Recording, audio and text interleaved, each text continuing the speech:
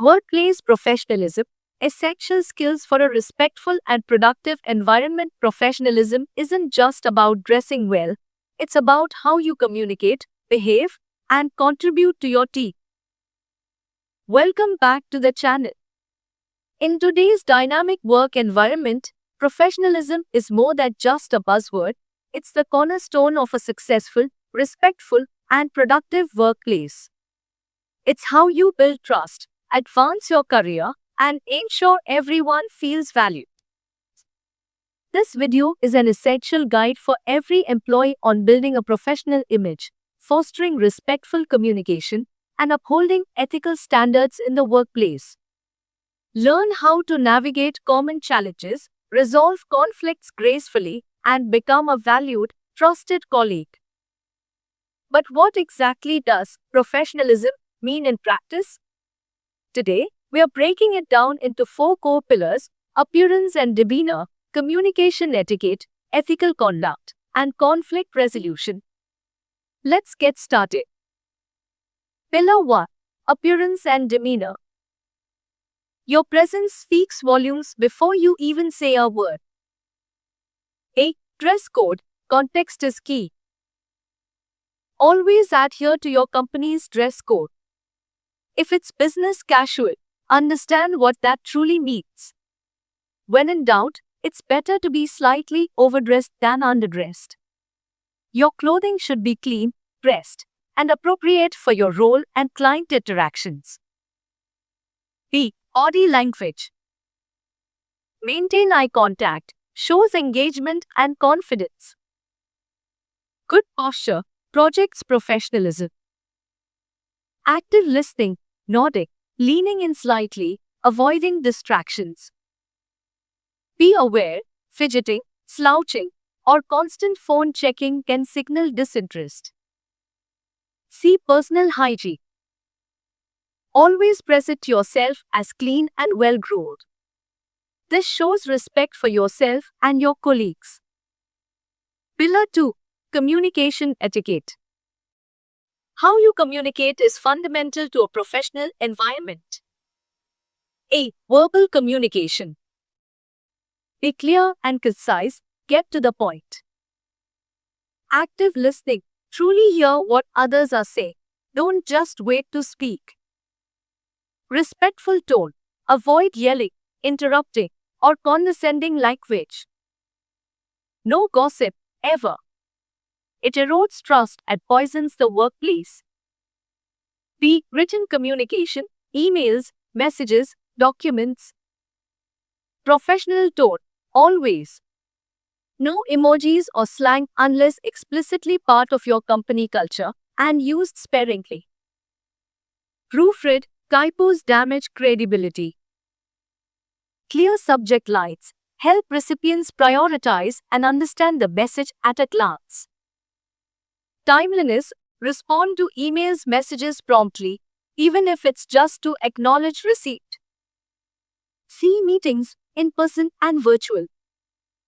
Be punctual, always. Be prepared, know the agenda. Stay focused, avoid multitasking, especially in virtual meetings. No checking emails. Pillar 3: Ethical conduct and accountability. This is the bedrock of trust and reputation. A. Integrity and honesty. Always be truthful and transparent. If you make a mistake, own it, learn from it, and propose a solution.